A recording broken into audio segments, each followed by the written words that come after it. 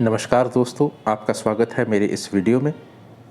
ये वीडियो हमारी श्रृंखला फ्यूचर्स एंड ऑप्शंस का छठा भाग है और मेरी आपसे ये गुजारिश है कि ये भाग देखने से पहले अगर आप पिछले सारे भाग देखेंगे तभी आपको ये भाग देखने में मज़ा भी आएगा और समझ भी आएगी। आज का विषय जो हमने चुना है वो है निफ्टी। ये निफ्टी क्या शब्द है और इससे क्या मतलब आता है हमारे पास, और ये किस चिड़िया का नाम है। इसको समझने के लिए हम एक बहुत ही साधारण और सिंपल उदाहरण लेंगे, जिसमें हम ये कहेंगे कि हमारे पास एक ईंटों का ढेर पड़ा हुआ है, ठीक है जी, और उस ईंटों के ढेर को हमने एक जगह से उठा के दूसरी जगह पे रखना है। एक एक ईंट करके उसको रखा जाएगा।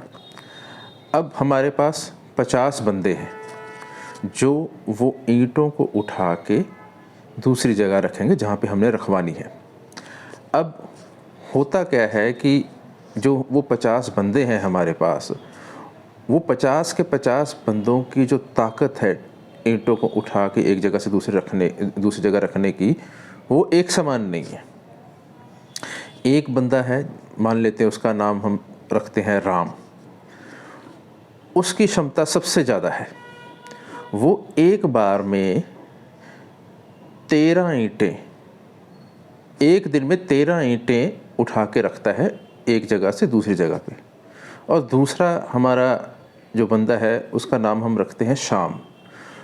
वो एक दिन में 9 ईंटें उठा के रखेगा एक जगह से दूसरी जगह पे। इसी तरह बाकी सब बंदे हैं जिनके पास अलग अलग क्षमता है। कोई एक ईंट उठा के रखेगा, कोई आधी ईंट उठा के रखेगा। तो इस हिसाब से सब बंदों की क्षमता है अपनी अपनी कि वो कितनी ईंटें उठा के एक जगह से दूसरी जगह रखेंगे एक दिन में। अब वो काम शुरू करते हैं। सब बंदों ने पूरी क्षमता से काम किया और एक दिन में उन्होंने कुछ ईंटें उठा के एक जगह से दूसरी जगह रखी।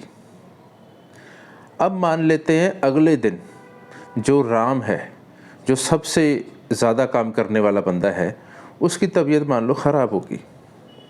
वो उस दिन वहाँ नहीं आया। बाकी सब बंदों ने तो काम किया, बट वो राम के ना काम करने से एक बहुत बड़ा जो हिस्सा था ईंटों का, वो एक जगह से दूसरी जगह शिफ्ट नहीं हो पाया।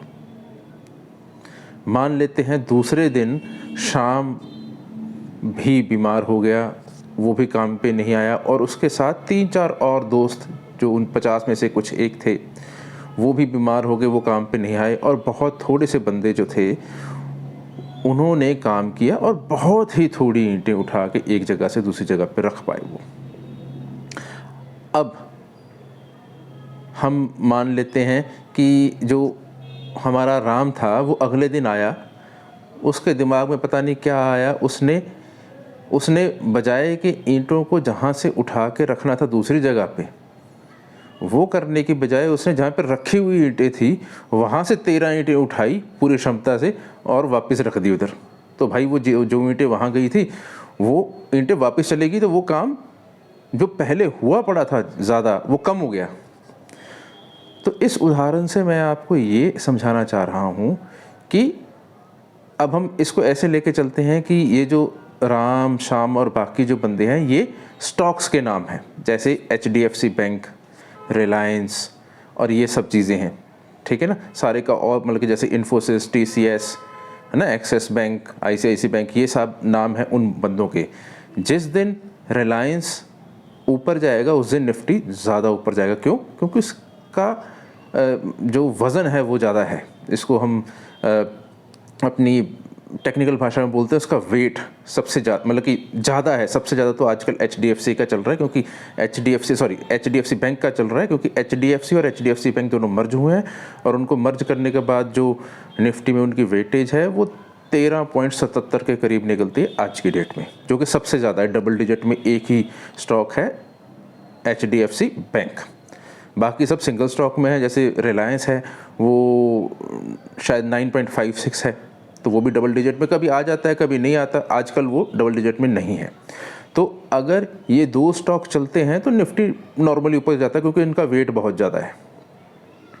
ये राम और शाम है, ये अगर ऊपर चलेंगे तो मार्केट ज़्यादा ऊपर जाएगा, और अगर इन्होंने ही उल्टी दिशा में चलना शुरू कर दिया तो मार्केट नीचे भी ज़्यादा जाएगी। क्यों? क्योंकि इनका वेट इतना ज़्यादा है कि अगर ये दोनों नेगेटिव में चले गए तो सारी मार्केट जो निफ्टी है उसको नीचे लेके जाएंगे। क्यों? क्योंकि जो हमारी निफ्टी है उसमें 50 शेयर हैं, उनकी एवरेज नहीं, वेटेड एवरेज है वो, कि जो ज़्यादा काम करेगा और जिसका ज़्यादा वेट है उसके हिसाब से निफ्टी ऊपर नीचे होता है। तो इस तरह से जो हमारा निफ्टी है वो काम करता है कि कौन सा स्टॉक, उसकी कितना वेट है और वो क्या काम कर रहा है। क्या काम करने का मतलब ये है कि वो ऊपर जा रहा है या नीचे जा रहा है। अगर उसका वेट ज़्यादा है और वो ऊपर जा रहा है तो निफ्टी ऊपर की तरफ चलेगा। अगर उसका वेट ज़्यादा है और वो नीचे की तरफ जा रहा है तो निफ्टी हमारा नीचे की तरफ चलेगा। तो इस तरह से जो निफ्टी है बेसिकली ये एक नंबर है। अब ये नंबर कहाँ से आया? अब जो हमारी NSE जो एक्सचेंज है उसने 3 नवंबर 1995 पे इस पर्टिकुलर दिन उन्होंने निफ्टी को लॉन्च किया, और तभी डिसाइड हुआ था कि ये जो निफ्टी है ये एक संख्या होगी जिसको हम इंडेक्स बोलते हैं। इंडेक्स किस चीज़ का? जैसे बुक का इंडेक्स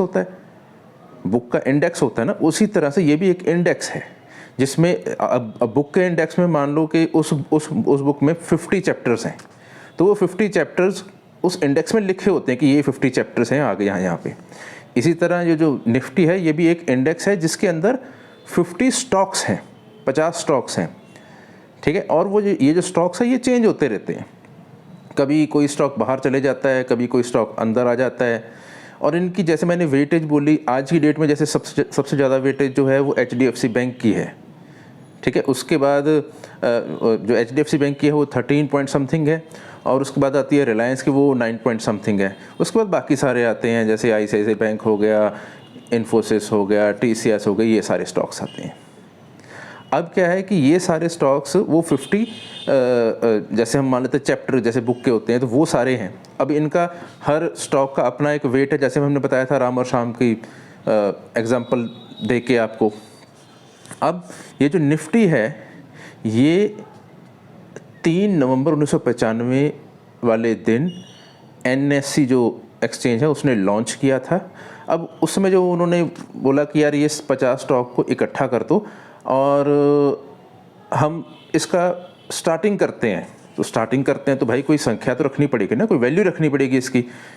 तो उन्होंने क्या किया कि उन्होंने इसकी वैल्यू 1000 रखी उस समय 1995 पे, 3 नवंबर 1995 को इसकी जो वैल्यू थी, जो स्टार्टिंग वैल्यू थी वो 1000 रखी।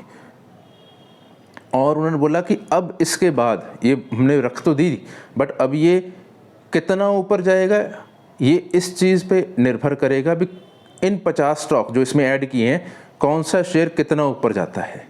मान लो अगर ज़्यादा वेट वाला शेयर ज़्यादा ऊपर चलेगा तो निफ्टी थोड़ा ज़्यादा ऊपर चला जाएगा।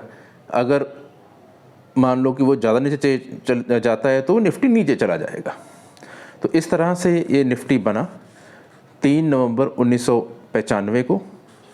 1000 इसकी वैल्यू थी जब ये स्टार्ट हुआ, और हमारा जो ये बंद हुआ है येस्टरडे, ये बंद हुआ है अपने 20,192 पे। तकरीबन 20 गुना के करीब ये हो गया है 1995 से लेके आज तक। तो ये निफ्टी की कहानी थी। ये निफ्टी मैंने इसलिए बताया क्योंकि हमारा जो अगला वीडियो होगा, आने वाले वीडियोस, उसमें निफ्टी के बारे में ज़िक्र होगा। और अगर आपको नहीं पता होगा कि निफ्टी क्या है, निफ्टी कोई स्टॉक नहीं है, निफ्टी कोई ऐसा नहीं कि कोई शेयर चल रहा है जिसके पीछे कंपनी है और वो कंपनी काम कर रही है। ये निफ्टी एक जस्ट वैल्यू है। और वैल्यू वो कहाँ से निकल के आती है?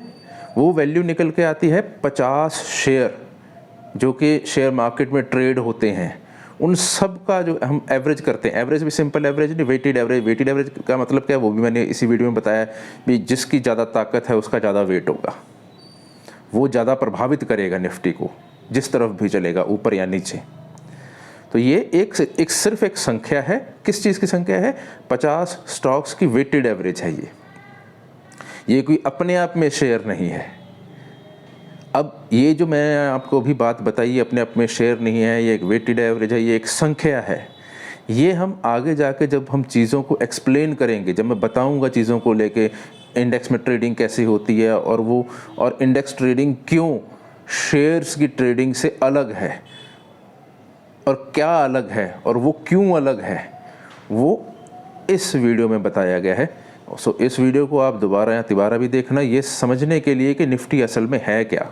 ये कोई शेयर नहीं है, ये एक सिर्फ संख्या है, सिर्फ संख्या जो कि चलती है ऊपर या नीचे। किस चीज़ पे डिपेंड करती है? 50 शेयर जो इसके पीछे इसको चला रहे हैं। धन्यवाद, अगले वीडियो में बात करते हैं।